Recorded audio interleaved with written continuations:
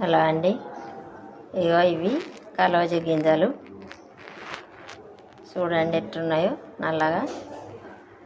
2 చెంచాల కలోజీ గింజలు, 2 చెంచాల మెంతులు అండి. 2 గ్లాసుల నీళ్ళల్లో వేసి బాగా మసలబెట్టాలి. బాగా మసలబెట్టి బాగా ఉడికినట్టు అయినాక ఎట్లా అవుతాయండి.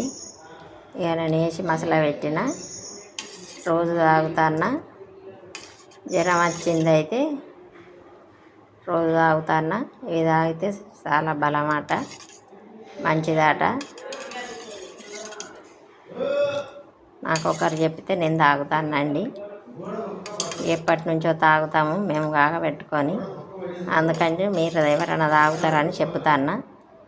ఆరోగ్యానికైతే చాలా మంచిదట. కలోజీ గింజలు, మెంతులు 2 చెంచాల మెంతులు, 2 చెంచాల కలోజీ గింజలు, 2 గ్లాసుల నీళ్ళు బాగా మసలబెట్టినప్పుడు ఇవి చల్లారినాక తాగుతండి. చూడండి, మీరు కూడా ఒకసారి ట్రై చేసి చూడండి.